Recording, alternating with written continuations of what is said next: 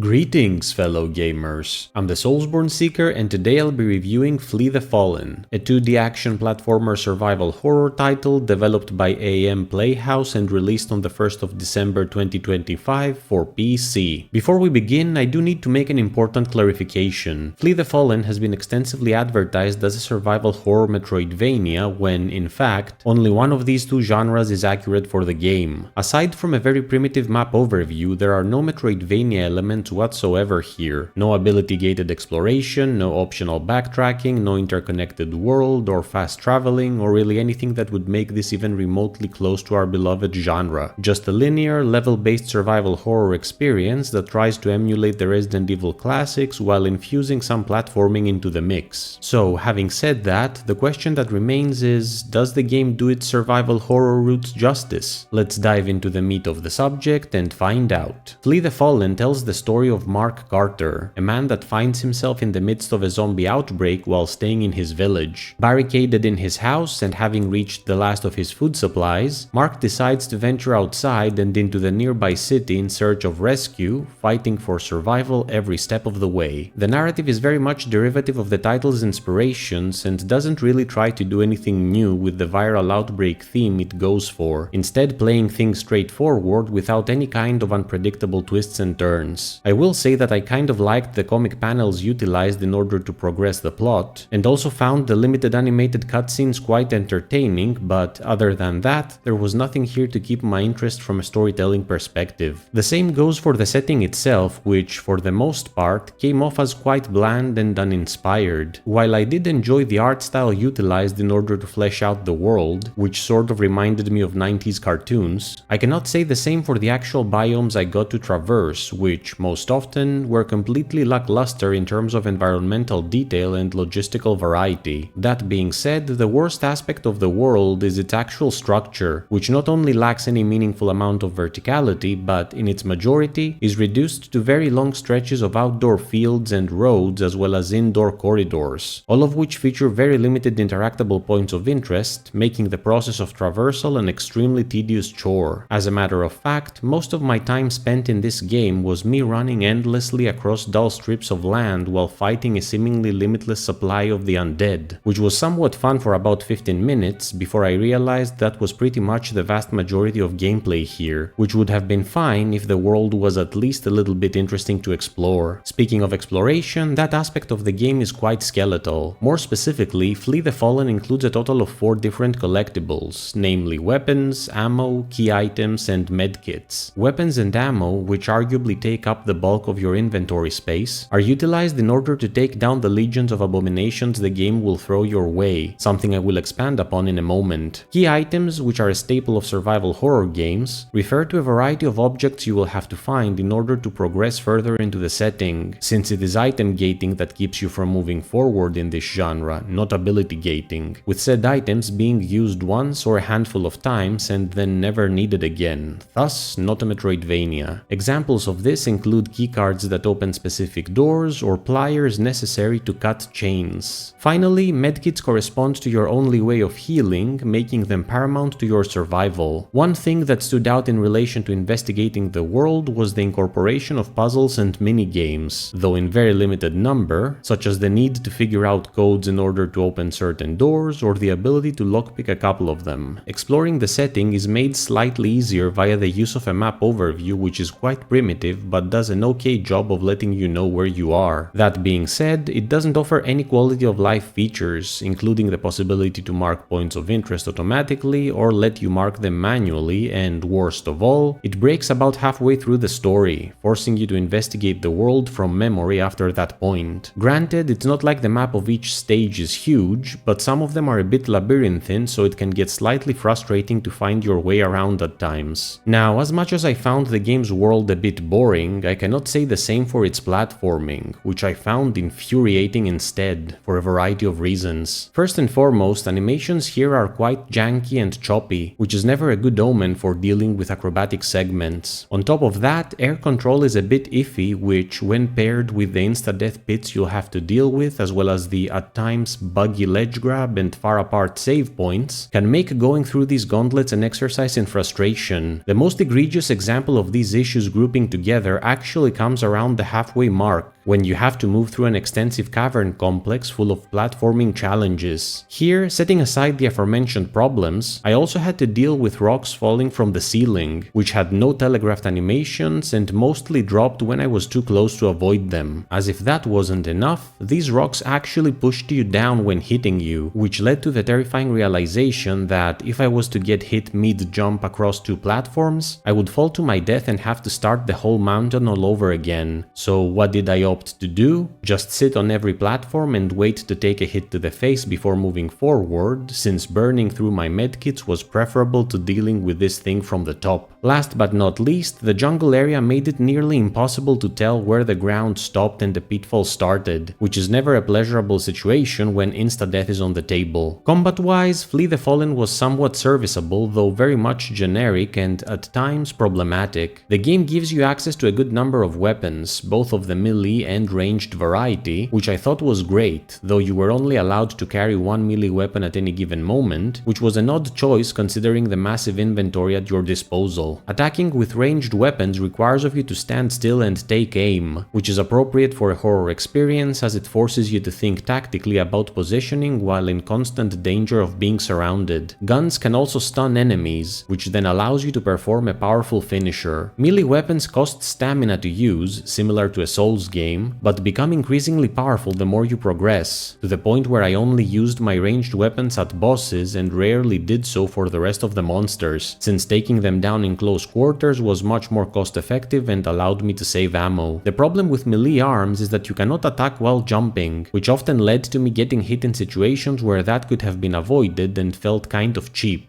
But it is what it is. There's also a dodge roll you can perform, which also uses stamina, and is the only actual defensive maneuver you can perform, not considering running and jumping away from attackers. Now, my main problem with combat ties to the aforementioned long stretches of fields and corridors which, a lot of the time, are packed with an ungodly amount of enemies that you have to mow through, which eventually gets boring. There's not even any particular necessity to waste ammo, since melee weapons can take out foes quite efficiently, meaning you'll eventually find yourself with hundreds of bullets that you will most likely utilize to take down the big bads lurking about, which is not a bad thing from a safety perspective, but the whole point of survival horror games is to force you to make tough decisions when it comes to resources, which I never had to do here. On that note, I wish I could say the bosses offer some exciting instances of fighting to break down the tedium, but alas, that is not the case here. While I did find them awesome from a design perspective, the actual fights against them were unbelievably easy, featuring limited and easy to avoid attack patterns that took all the stress of the struggle for survival away from them. On to difficulty, Flee the Fallen features 3 different levels, namely easy, normal, and hard. I did my playthrough on normal and found it to be fine in terms of enemy damage, with my only true challenge being the aforementioned platforming segments. There's also an arcade mode that has you fighting against waves of enemies with the goal of taking down a certain number of them, of which I did the first stage, but it didn't appeal to me since it pretty much emulated the most tedious aspect of the game itself, meaning long stretches of dull environments while fighting endlessly and nothing else. As for length, it took me 3.5 hours to finish the game, with an additional 10 minutes for the first arcade stage. Overall, my time with Flee the Fallen was an exercise in tedium. I did enjoy the comic storyboards and limited cutscenes, I found the art style somewhat nostalgic, I thought the visual design of the bosses was cool, and combat was okay for a hot minute. That being said, the world was bland and uninspired, traversal across the map was incredibly tedious, platforming was problematic, the story was very much predictable, and the big bads were boring to fight. There's probably a decent game buried somewhere in the idea for Flee the Fallen, but realizing said potential would require much more than a few patches and rather a rebuilding of the game from the ground up. As it stands, Flee the Fallen is by no means an experience I can recommend, neither to fans of action platformers nor survival horror games. My final verdict on Flee the Fallen is 3 out of 10.